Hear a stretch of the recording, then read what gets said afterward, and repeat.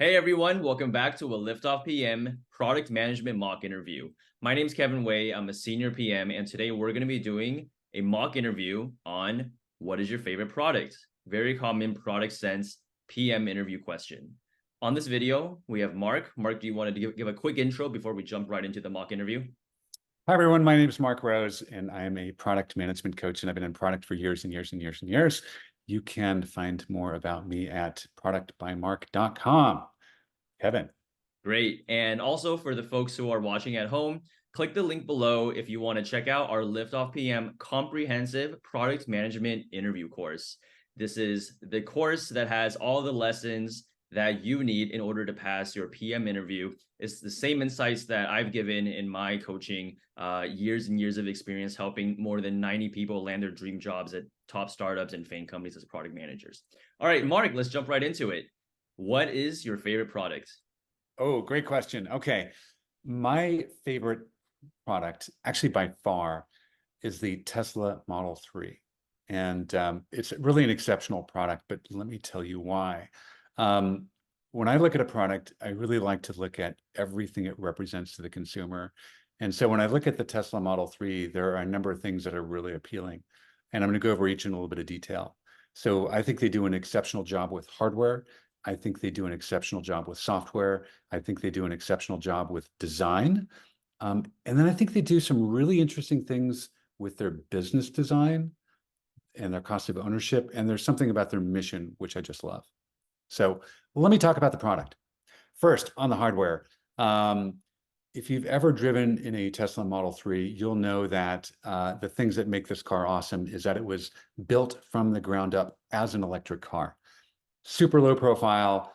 It's got an extremely effective electric powertrain. People have been known to now drive this car over 1 million miles, right, without having a single problem on the powertrain. It's fabulous. Also, the battery technology, really, really good. Mine, came off the shelf in 2018 with 300 plus miles of range. It's now over 6 years old, and it still has 90% of its battery, right? The battery just works. And it works and it works and it works. And it's just a fantastic car, and you get lots and lots of range. On the software side of the equation, I think Tesla did a couple really innovative things. So, of course, they're known for their autopilot and full self-driving capability. And I've watched this kind of evolve from the very first day I bought it. So I bought it with the full self-driving in 2018. Self-driving in 2018 was actually pretty sketch.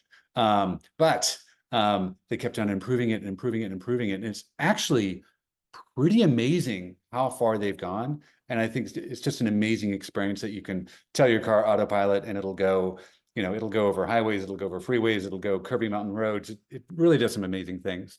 And one of the things that's enabled it is another feature, which is the over-the-air updates. Now, this doesn't sound that interesting, except bear in mind, Tesla has made a car that operates like your phone, right? I get in and literally every week, there's a new update.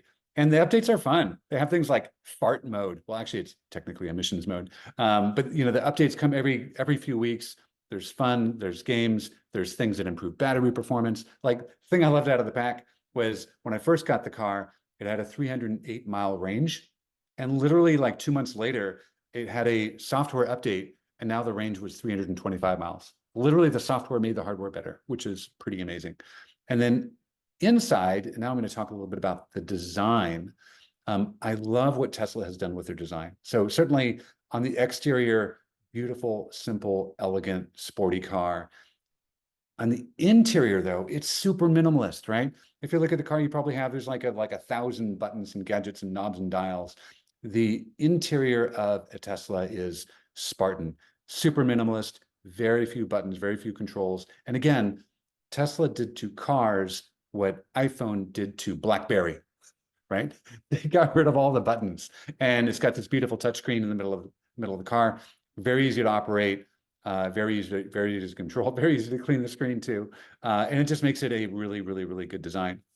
And the last couple of things I want to add about Tesla that I think make it a really great product one is I call it feature business design. So now, granted, the full self-driving hasn't come along as fast as would love it to, but that's okay. But one of the interesting things is that one day I hope that it will actually do full self-driving all by itself. And if it does, then my car becomes like an Uber, right? I no longer have to drive up to Alameda to go pick up my mom. I can say, hey, Tesla, go get my mom, and off it'll go and go pick her up. Or even better, when I'm off in the office, I can say, hey, Tesla, why don't you just go do some work and take people around and Uber around and make me some money, and come back at the end of the day, so you can drive me home. So I think that's super interesting. And the last thing on the feature is just the really low cost of ownership. I've had this car for 6 years. Total cost of ownership, $118. Literally, I've put like that much maintenance into it. It's been just tiny, and it just works every day, day in and day out. And the last thing I want to add on Tesla is, and why I love it, is I also really resonate with their mission. Their mission, which is to accelerate the world's transition to sustainable energy.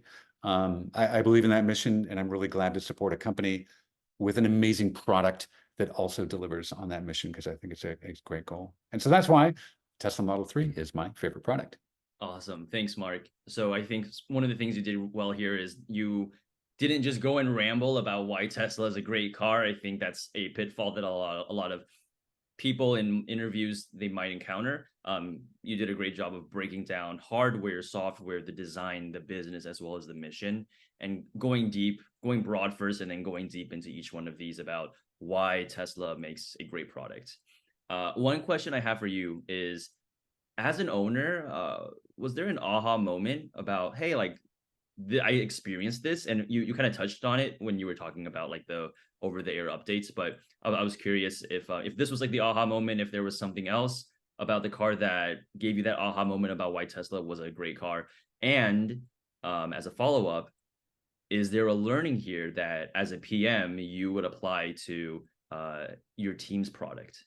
Yeah, I'll give you another aha moment, which is where I did incur a cost. But I thought this was remarkable that Teslas also have a 12-volt battery in them, like your car does, right? Regular standard 12-volt battery. And 12-volt batteries last about 5, 6 years, right? So literally about a year ago, I literally get a notification in my app that says, hey, your battery needs to be replaced. It's showing signs of wear. I'm like, oh, okay. So I literally like hit an okay button, and then it comes up with a screen. It's like, when would you like someone to come out? I'm like, oh, I can schedule someone to come out. I don't even have to take it in, right? So I'm like, okay, come on Wednesday at 10 o'clock, right? Then Wednesday, 10 o'clock, I totally forget. I'm in the shower, doorbell rings. Like literally by the time I get downstairs, the Tesla technician has already got to my car, entered the car, replaced the battery, and has left. Right. And the beautiful thing about that whole experience was that's the first car maintenance where I actually had to do nothing. I clicked a button and said, come fix this. And it cost me $118. And it was like the best $118 I've ever spent. It's amazing.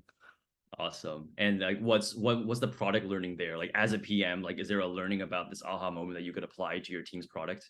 Yeah, the learning for me that was interesting was fixing a product before it's broken.